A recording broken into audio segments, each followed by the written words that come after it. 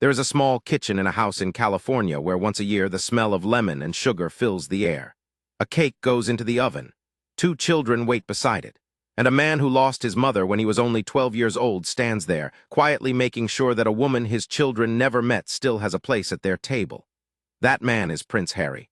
That cake is for Princess Diana. And the story of why he bakes it, the story he finally spoke about out loud this July, is far gentler and far more human than any headline could ever suggest. For nearly 30 years, the world has watched Prince Harry carry a grief that began in the back of his mind before he was old enough to understand it. Diana, Princess of Wales, died on the 31st of August, 1997, after a car crash in Paris. Harry was 12. His brother William was 15.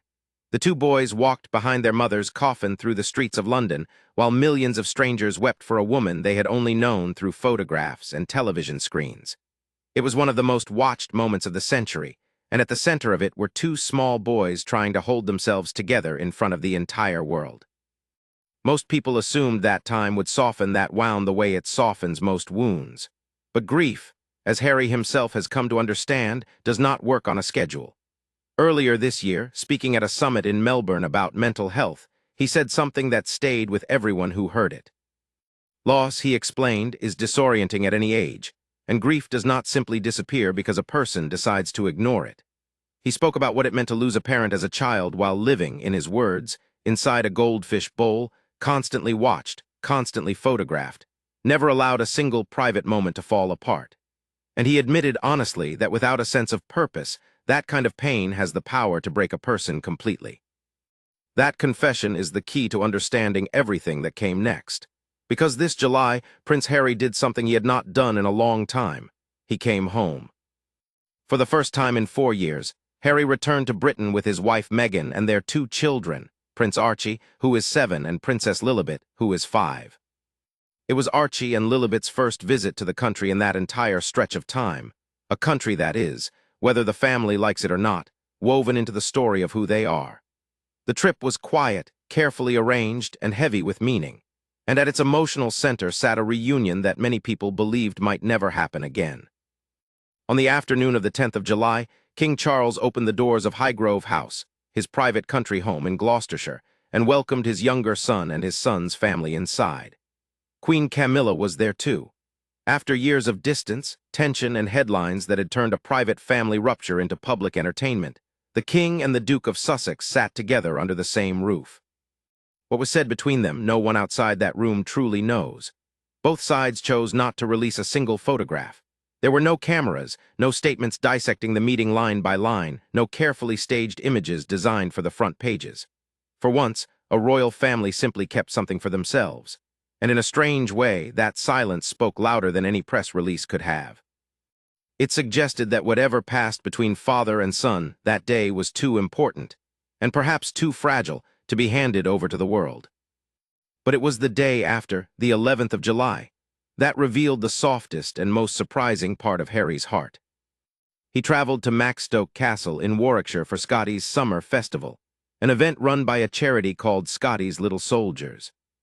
The charity exists for one specific and painful reason: to support children and young people who have lost a parent serving in the British military. Harry is a global ambassador for the organization, and it is not difficult to understand why. He knows from the inside exactly what these children are carrying. He knows what it feels like to be a boy at a funeral, surrounded by people, and still feel utterly alone. When he speaks to them, he is not a celebrity offering sympathy from a distance. He is one of them grown up. Around 200 children and their families gathered at the festival that day, and Harry spent his time among them not as a distant royal, but as someone who genuinely wanted to sit and talk. During a question-and-answer session, one of the children, a 16-year-old boy named Sebastian, who had lost his own father, a Royal Navy chaplain, back in 2010, asked Harry a simple, brave question. He wanted to know whether Harry followed any special tradition to remember his mother on her birthday and on the anniversary of her death. It is the kind of question that could have been met with a polite, rehearsed answer. Instead, Harry smiled and told the boy the truth. Yes, he said, they make lemon drizzle cake. Every year on both of those days, his family bakes a lemon drizzle cake in Diana's memory. It is not grand. It is not ceremonial. It is a homemade cake made in an ordinary kitchen by a family who simply refused to let a mother be forgotten. And then Harry added a line that captured the entire philosophy behind it. Traditions, he said, are really important, especially when they are sweet. There is something almost impossibly tender about that image. A former royal, a man who has stood in cathedrals and on world stages, choosing to honor the most famous mother of the 20th century not with statues or foundations or speeches, but with a cake. It is the kind of tradition a child would invent, and perhaps that is exactly the point. Because Diana, above everything else, wanted her sons to have ordinary lives, she fought for it. She made a deliberate decision that no matter how difficult it was to grow up under the spotlight, both of her boys would experience as normal a childhood as she could possibly give them. She took them to fast food restaurants. She let them queue at theme parks. She refused to let the palace turn them into distant, untouchable figures. And decades later, Harry is passing that same ordinariness down to his own children through something as humble as a homemade cake.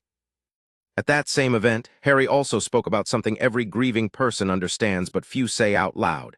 He talked about the difficult days. He admitted plainly that sometimes a day is just hard and that it is not always possible to laugh your way through it.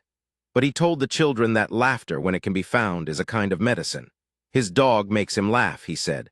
His children make him laugh.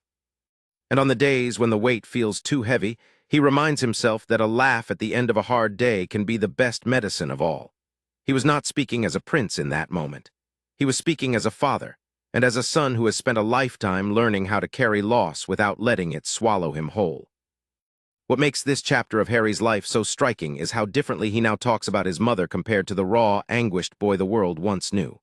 For years, Diana's memory was tied almost entirely to tragedy, the crash, the funeral, the grief. But something has shifted.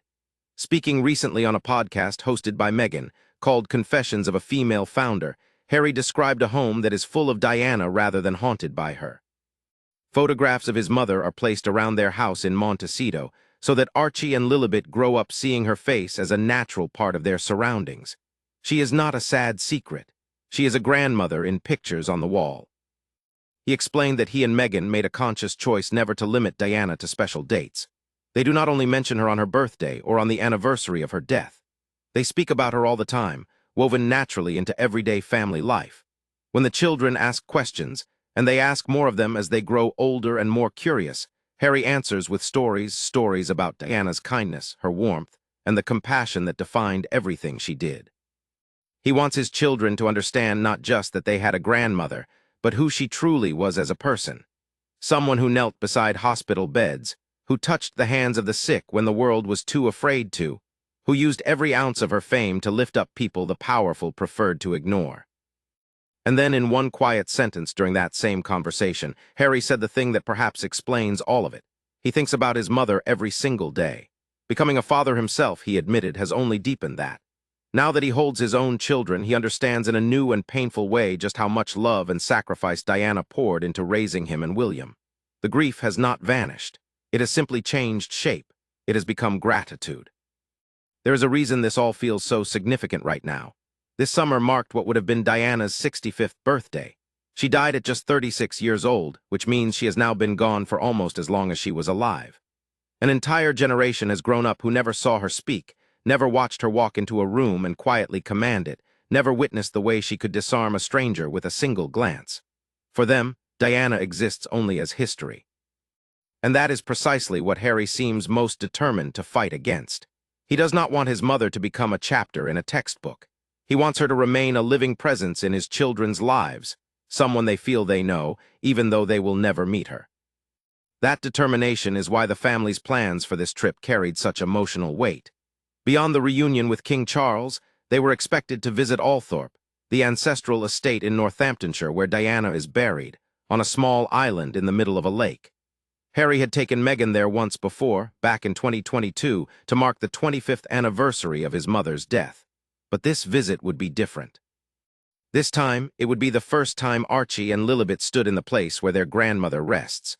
For a father, there are few moments more quietly profound than that, bringing your children to the grave of the woman who taught you how to love them. It is worth stepping back and looking at the full shape of what has happened here, because the headlines rarely tell it honestly. The easy story to sell is one of scandal, silence, and revelation, of a family at war and secrets being exposed. But the true story is almost the opposite.